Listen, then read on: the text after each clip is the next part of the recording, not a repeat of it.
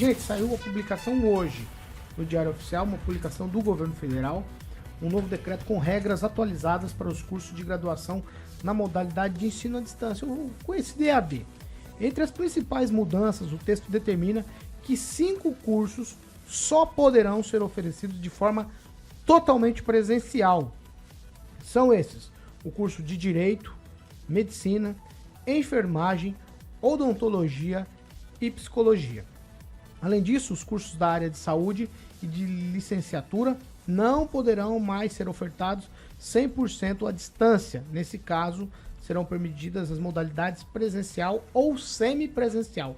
A decisão já gerou muitos debates aí nas redes sociais, especialmente entre estudantes de engenharia e medicina veterinária, que ficaram de fora da lista. No entanto, o decreto prevê que o Ministério da Educação poderá, por meio de normativas futuras, ampliar a lista de cursos que deverão ser exclusivamente presenciais ou semipresenciais.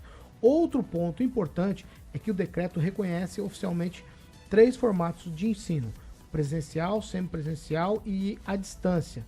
Mas mesmo para os cursos que continuam sendo oferecidos na modalidade à distância, fica proibido o ensino totalmente remoto, ou seja, nenhum curso pode ser 100% online, segundo os regulamentos que foram publicados aí hoje.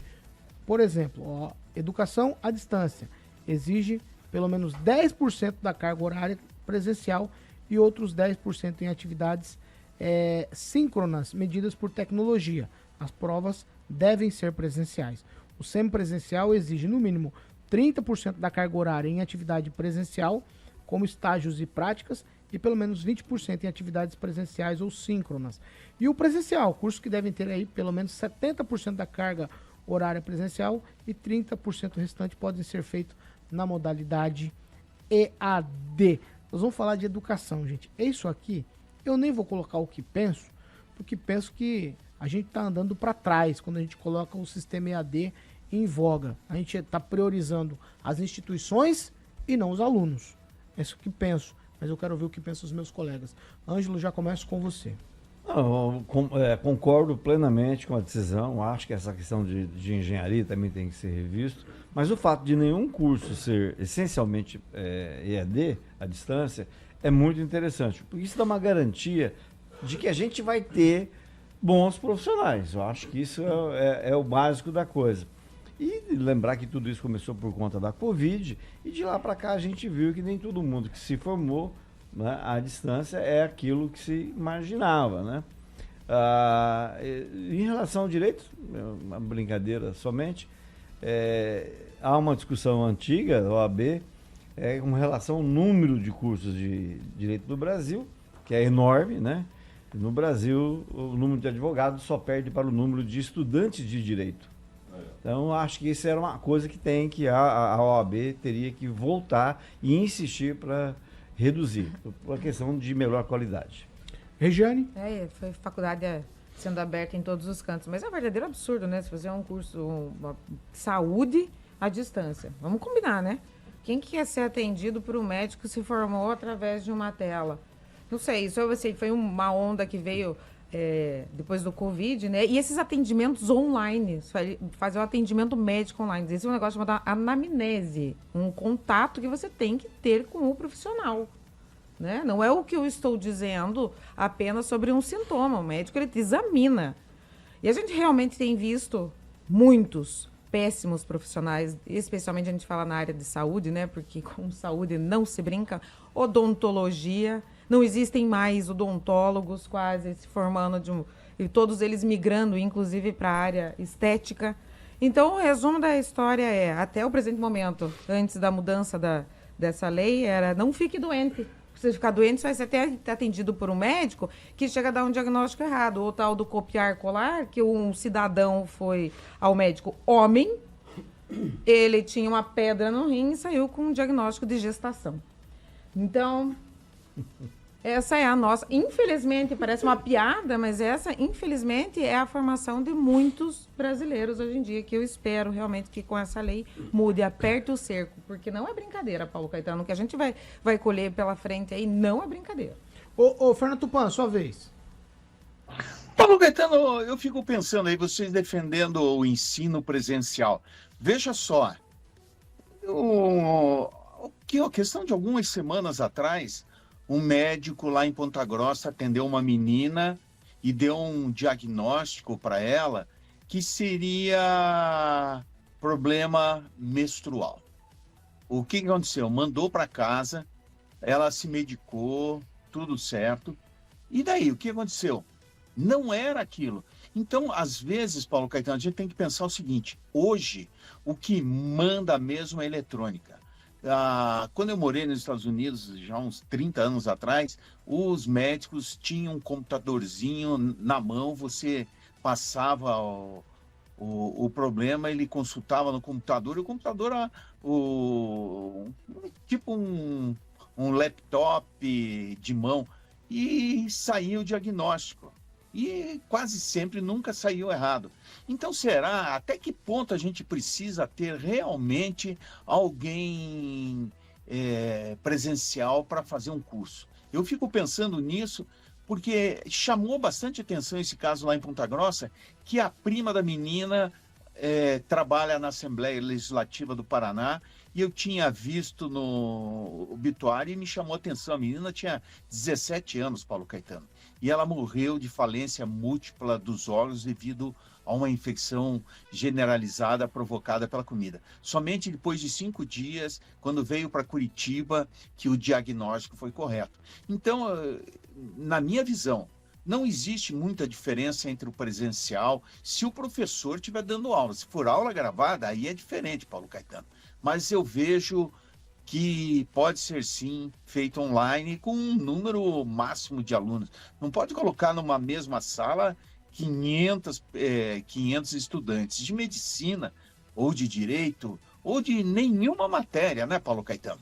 O curso, presenciais e não presenciais, principalmente não presenciais, tem que ter um limite. Os dois, Paulo Caetano. Vamos lá. Kim Rafael? Vai. Pois não.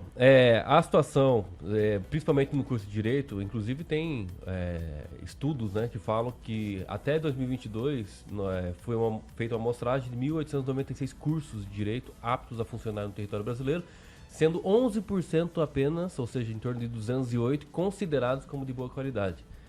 Isso só no curso de Direito. Aí nós tivemos, inclusive, uma entrevista aqui, né, com o pessoal das chapas lá da OAB, do Paraná, e que também, tanto de uma chapa a outra, tiveram o mesmo pensamento em relação a isso, né, que tem muito curso de Direito. Eu, por exemplo, fui fazer uma pós numa conceituada instituição, eu cancelei.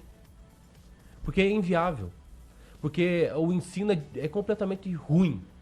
Na medida que você grava, aí eu vou de encontro ao que o Tupã falou, aulas gravadas. Para você, surgem dúvidas, você tem que pedir, entrar num canal de um portal, né? Porque você tem que pedir, fazer a pergunta, demora em torno de uns 2, 3 dias para responderem. Né? Não é porque é conceituada, instituição, mas não adianta, não adianta. Eu, fazendo a pós-graduação, tive que cancelar porque tá muito ruim. Tem que ter disciplina. O brasileiro não tem disciplina, entendeu? Tem que se disciplinar muito. E a avaliação, sabe como é que é a avaliação? É online. Não tem... Você vai lá e faz, do outro lado... Você pesquisa... É isso. Mas vai da sua moralidade fazer isso. Não é. Tá. Não é essa a questão. A avaliação não vai ser unicamente aquilo que vai te avaliar. Mas durante o curso todo que você for fazer, você tem que interagir, ter dinâmica. Acho que foi uma acertada decisão em relação a isso.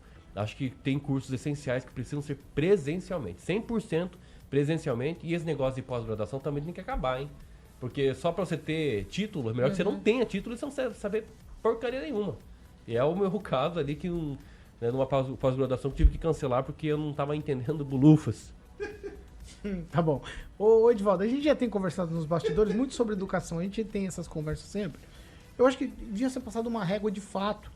Educação desde as primeiras séries, ser levado mais a sério no Brasil. O ensino superior ser levado a sério, porque ficou muito banalizado também. Eu não quero aqui colocar que tem que ser elitizado o curso superior. Não, pelo contrário. Mas também ser banalizado, ser feito de qualquer jeito, como quem está falando com relação à pós-graduação, que muita gente só faz para ter título e para ter ascensão no plano de cargo, carreira e salário. Então também não resolve nada. Mas nesse caso aqui nós estamos falando de um regramento que foi colocado a partir de hoje, foi publicado no Diário Oficial. Eu queria saber o que o senhor acha sobre isso. Ô, Paulo, só lembrando que o ensino à distância já tem mais de 100 anos, né? Ele vem lá do início de 1900 e não era curso de graduação, mas o Instituto Universal Brasileiro, acho que o Igor fez um curso de eletrotécnica, e era reconhecido pelo MEC, né? Era cursos técnicos. E em 1996, né, com a Lei de Diretrizes Básicas, foi instituído o ensino à distância. E desde então as universidades cresceram muito com um estúdio um pouquinho maior que esse. Tem muita faculdade que o tamanho dela é do tamanho do estúdio que ela tem. Ela oferece só EAD. Eu vou narrar duas situações. Eu vi um curso de EAD de gastronomia. Eu me inscrevi, era um valor muito pequeno, só para entender como é que funcionava. Era ridículo, absolutamente ridículo, né? Gastronomia é essencialmente aromas, né? É sabores. Você não consegue fazer um curso EAD sem Imagina isso. só de gastronomia. E, né, eu estou finalizando um curso de gestão pública. É impressionante como é ruim, como é medíocre, né? Não vou dizer instituição, mas é absolutamente medíocre. É um curso de 2 anos que simplesmente lhe garante um certificado, mas dada a qualidade, é absolutamente ruim. Eu acho que, inclusive, foram bem modestos em relação a fazer uma restrição. 5 cursos é esse, né? Acho que é Direito, Isso. Psicologia. Bom, enfim, são 5 cursos. Tem que ser estendido muito mais e, obviamente, não precisa ser 100% presencial, mas reduzido pelo menos de 40% para 30%, né? A obrigatoriedade Isso. do presencial. Então, houve uma farra, um crescimento absurdo de faculdades no Brasil, baseado essencialmente no EAD, e a qualidade eu posso afiançar, quem faz é de uma mediocridade total, né? Talvez me cite 2 cursos, pode ter cursos melhores, mas a maioria é muito ruim, as avaliações são ruins, os professores são ruins, o material didático é ruim, a qualidade da compreensão das matérias é absolutamente medíocre, Paulo. Mas aí agora vão ter também creche EAD, eu ouvi dizer, Paulo. Creche EAD. Esse ritmo aí, não vai ter problema de vaga daí, pode ser uma solução. Acabaria com o problema da fila de espera, né?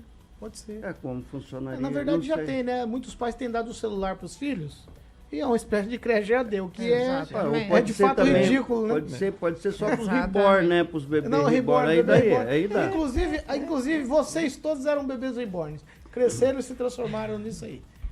Danos. Não. Eita. Tá bom, Chuck. A Regina é o rebornzinho mais bonito do berçário. Obrigada. 8h03. Repita.